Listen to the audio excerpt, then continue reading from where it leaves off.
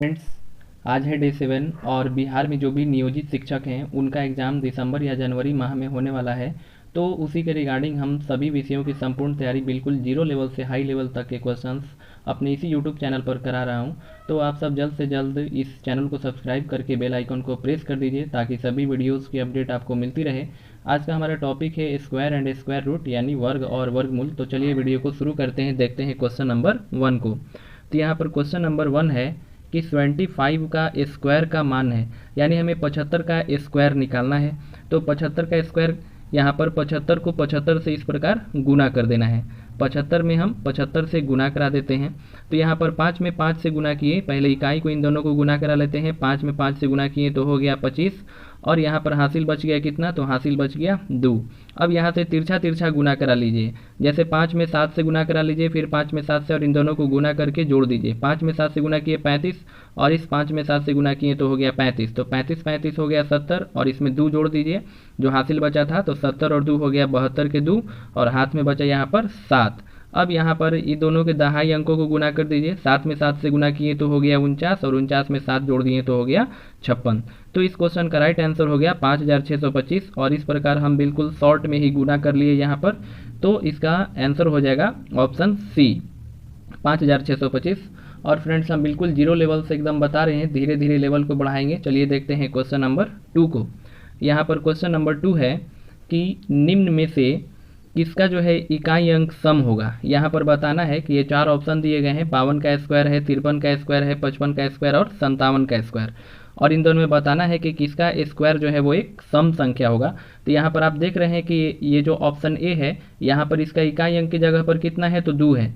तो इसका अगर हम स्क्वायर करेंगे तो कितना इसके इकाई अंक की जगह पर क्या आएगा, तो 4 आएगा। यानी कि यही ऑप्शन ए का जो है राइट आंसर हो गया कि इसका यानी कि 52 का स्क्वायर करेंगे तो हमको एक सम संख्या प्राप्त होगा। चूंकि 4 क्या है, तो 4 एक सम संख्या है। अब बाकी को अगर हम देखें तो यहाँ पर ऑप्शन बी में 53 का स्क्वायर है, तो 3 का स्क्वायर अगर हम करते हैं तो आता है कितना, 9 प्राप्त होता है। तो 9 एक विषम संख्या है।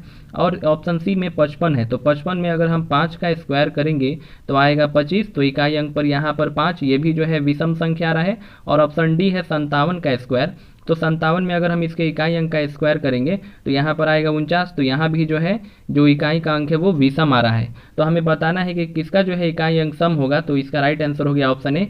वैसे हम बता दें फ्रेंड्स की सम संख्या का वर्ग जो है एक सम संख्या आता है, और विषम संख्या का वर्ग हमेशा एक विषम संख्या प्राप्त होगा।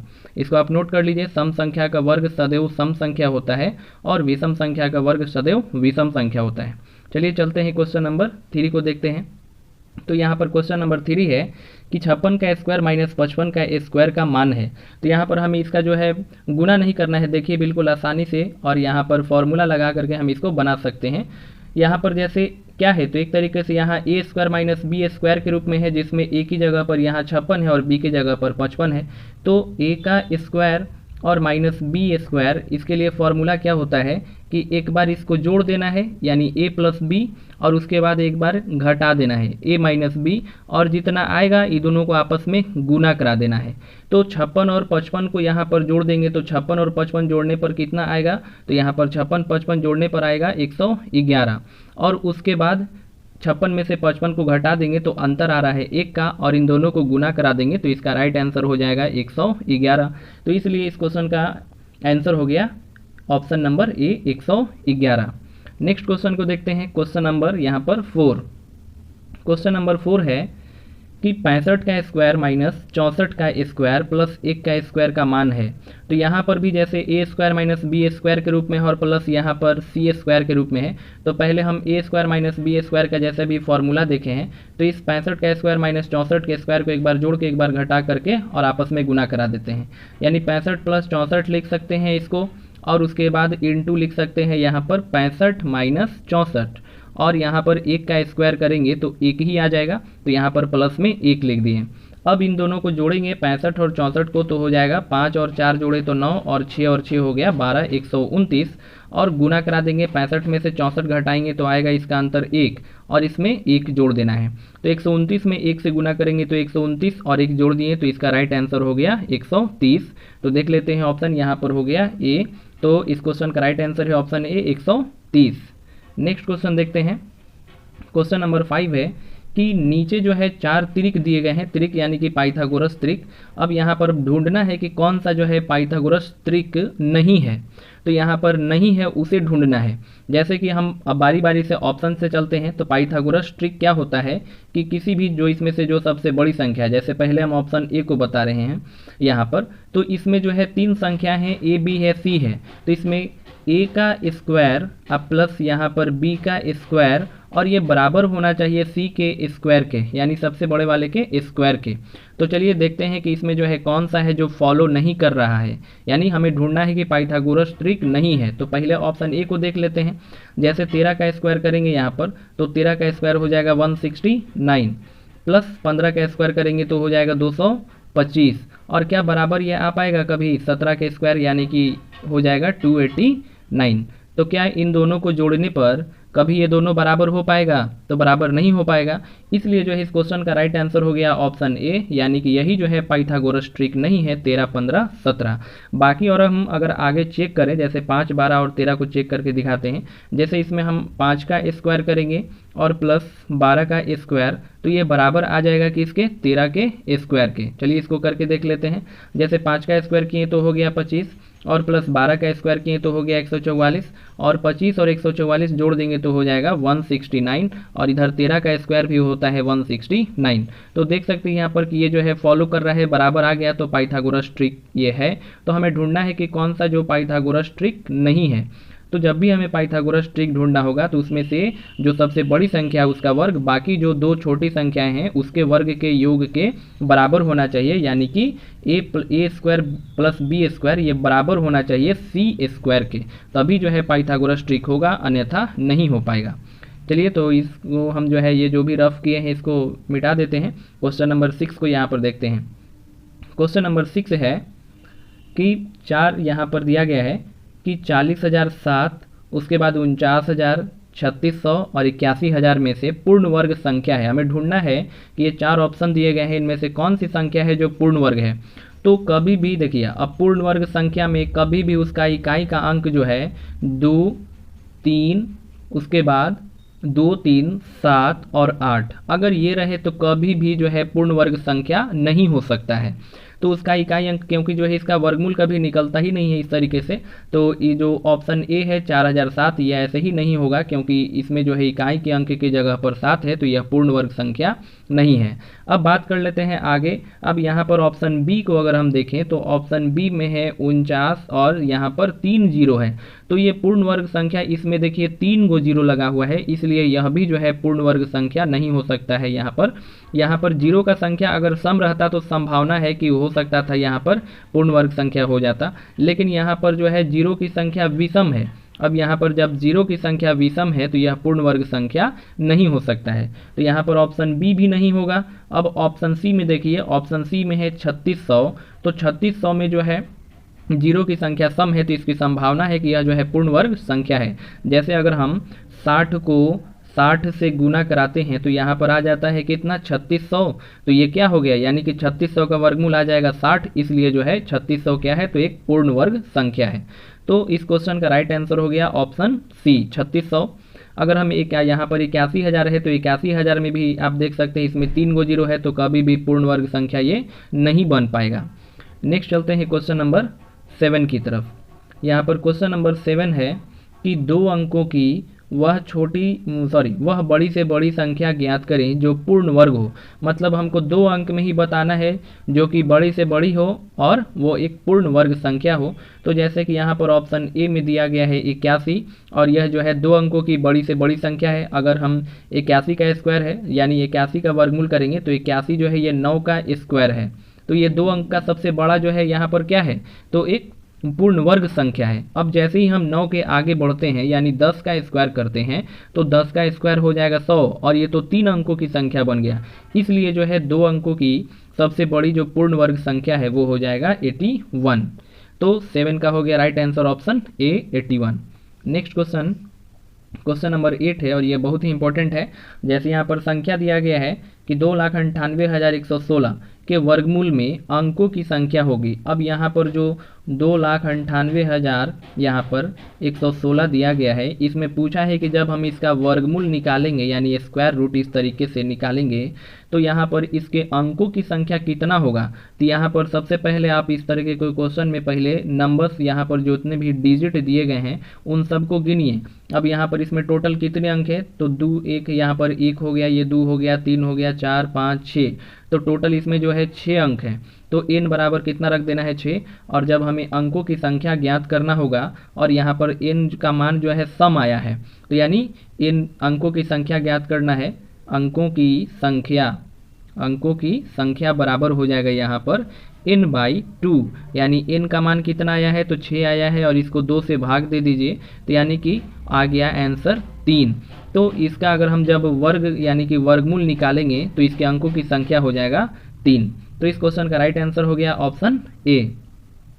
अगर फ्रेंड्स यहाँ पर n जो है विषम संख्या आता तब हम क्या करते, तो जब n का मान एक विषम संख्या, सपोज करें कि यहाँ पर अगर n का मान 7 आ जाता, तब हम इसमें 1 जोड़ करके और 2 से यहाँ पर भाग कर देते हैं, 1 जोड़ देते हैं और इस पूरे में 2 से भाग कर देते हैं, तो उसमें अंकों की संख्या निकल करके आ जाता।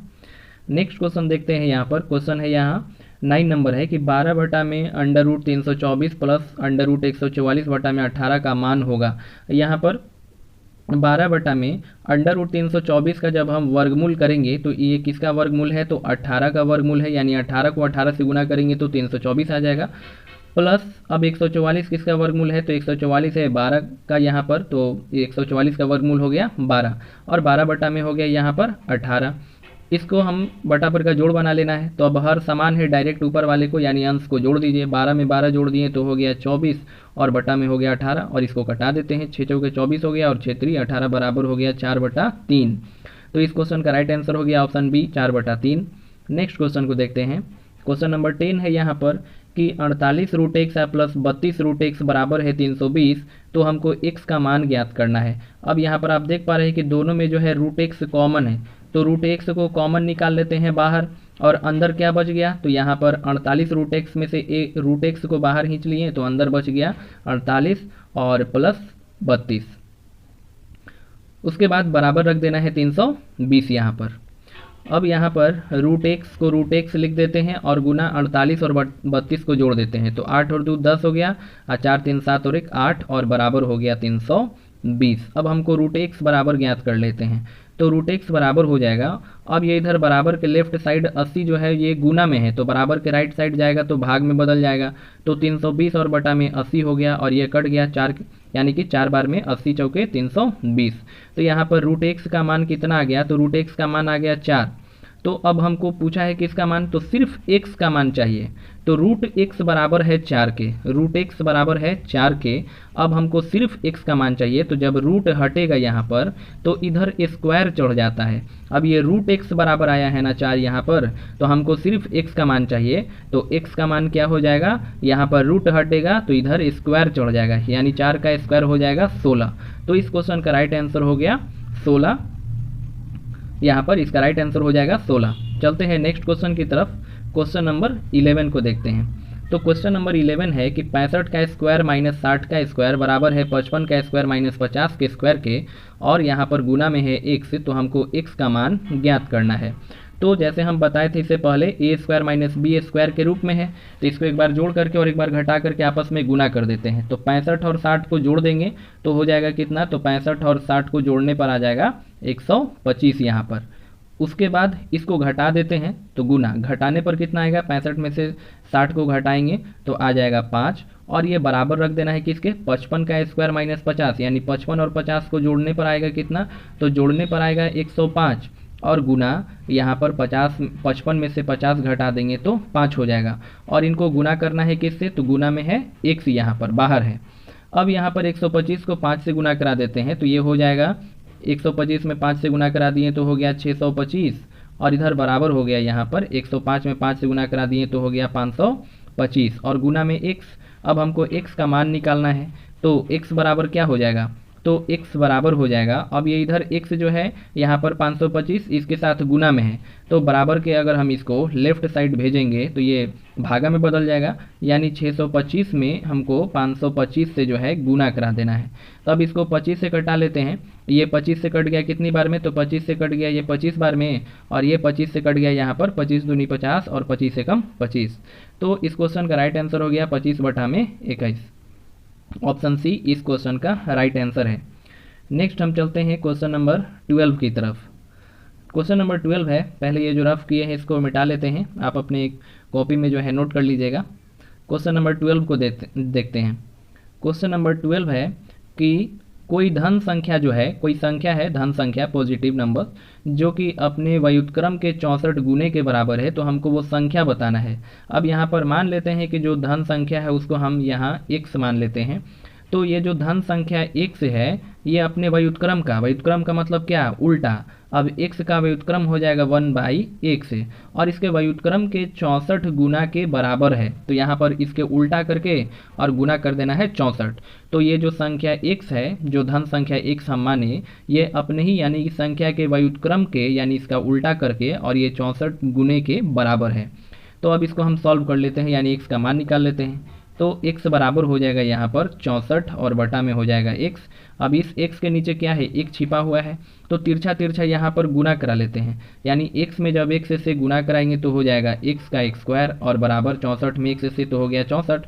अब यहाँ पर अब की बार में जो है स्क्वायर है, तो जब स्क्वायर हटता है तो रूट चढ़ जाता है, तो यहाँ पर रूट में हो जाएगा 64 और 64 का वर्गमूल हो जाएगा 8 यहाँ पर, क्योंकि 8 8 64 होता है, तो x का मान निकल करके आ गया 8। तो इस क्वेश्चन का राइट आंसर हो गया ऑप्शन बी 8। नेक्स्ट चलते हैं क्वेश्चन नंबर यहाँ पर देखते हैं, क्वेश्चन नंबर 13 है ये। तो क्वेश्चन नंबर 13 है कि 4, 5, 6, 15, 18 से पूर्णतया विभाजित होने वाली छोटी से जो है छोटी पूर्ण वर्ग संख्या है, जो कि 4, 5, 6, 15 और 18 उन तीनों से जो है क्या हो, तो पूर्णतः जो है यहाँ पर विभाजित होना चाहिए, जो कि 4 से भी हो जाए विभाजित, 5 से भी हो, 6 से, 15 और 18 तीनों से। तो सबसे पहले हम इन सभी जो है संख्या का सबसे पहले एलसीएम निकाल लेते हैं। तो जैसे हम एलसीएम निकालेंगे, हमको छोटा से छोटा संख्या बताना है जो 4 से भी, 5 से भी और 6, 15, 18 सभी से जो है विभाजित हो। तो एलसीएम निकाल लेते हैं सबसे पहले। तो एलसीएम इसका यहाँ पर 4, 5, 6, 15 उसके बाद 18। तो इसका एलसीएम जब हम यहाँ पर ज्ञात करेंगे इस तरीके से, जैसे कि यहाँ पर 2 से इसको कटा सकते हैं, 2 से 2 दूनी 4 हो गया, 5 का 5 उतार दिए, 2 तिया 6 हो गया, यहाँ 15 का 15 उतार दिए और 2 9 हो गया 18। और नेक्स्ट आगे फिर से हम इसको जो है 3 से ले जाते हैं, तो 3 से ले जाते हैं तो यहाँ पर 2 का 2 उतर जाएगा और ये 5 का 5 हो गया, 3 एकम 3 और 3 5 15 और ये हो गया 3 तिरिके 9। उसके बाद इसको एक बार और लेकर चले जाते हैं किससे, तो 5 से, तो यहाँ पर 2 का 2 उतार देना है, 5 एकम 5, 1 का 1, 5 एकम 5 और 3 का 3। तो देखिए पूर्ण वर्ग बनाने के लिए जैसे इसका एलसीएम में क्या आ गया, एलसीएम आ गया यहाँ पर, एलसीएम जो होगा वो यहाँ पर लिखाएगा यहाँ पर इस तरीके से गुना के रूप में कि 2 गुना 3 गुना 5 गुना 2 गुना 3, 2 गुना 3, बस इतना ही लिखाएगा यहाँ पर इस तरीके से। तो यहाँ पर आप देखिए इसको पूर्ण वर्ग बनाना है तो इसका जोड़ा बनाइए। जैसे कि अगर हम इसको ऐसे लिख सकते थे यहाँ पर, अब 2 जो है इसमें 2 को मिला है तो 2 गुना 2 कर दिए। उसके बाद 3 जो है ये भी 2 को मिला है तो 3 गुना 3 कर दिए। उसके बाद 5 जो है यहाँ पर एक ही मिला है, अब इसको हमको पूर्ण वर्ग बनाना है, यानी इसका जोड़ा तो बन गया, इसका भी जोड़ा बन गया, 1 5 और कम पड़ रहा है तो इसमें हमको 5 से क्या करते हैं कि गुना करा देते हैं, वही हमारा जो है छोटा से छोटा संख्या हो जाएगा। तो 2 में 2 से गुना किए तो 4, 3 में 3 से गुना किए 9, 5 में 5 से गुना किए तो हो गया 25 और 25 में 4 से गुना किए तो 25 चौके 100 और 100 में 9 से गुना किए तो हो गया 900। यानी यही वो संख्या है जिसमें अगर हम यहाँ पर जो 900 आया है इसमें 4 से भी भाग लग जाएगा, 5 से भी भाग लग जाएगा, 6 से, 15 से और 18 इन जो है पांचों संख्याओं से भाग लग जाएगा। तो इसलिए इस क्वेश्चन का राइट आंसर हो जाएगा यहाँ पर 900। या ऑप्शन में नहीं है, आप इसको काट करके जो है ऑप्शन यहाँ पर डी को जो है 900 कर दीजिए, इसका राइट आंसर हो जाएगा 900। क्वेश्चन नंबर यहाँ पर 14 है कि 1.3/4 का पावर में है 4 माइनस 2.1/3 का पावर 4 है, और बटा में है 1.3/4 का स्क्वायर माइनस 2.1/3 का स्क्वायर, और इसका जो है हमको वर्गमूल ज्ञात करना है। यानी सबसे पहले इसको सॉल्व करना है, और सॉल्व करने पर जितना आएगा फिर इसका जो है वर्गमूल यानी कि स्क्वायर रूट निकालना है। तो फ्रेंड्स, इस क्वेश्चन का आंसर आपको जो है कमेंट बॉक्स में बताना है, और आप मुझे कमेंट कीजिए कि आपको यह जो है वीडियो कैसा लगा। अगर आपको यह वीडियो पसंद आता है तो वीडियो को लाइक कीजिए, चैनल को सब्सक्राइब कीजिए। मिलते हैं फिर नेक्स्ट वीडियो में, तब तक के लिए धन्यवाद।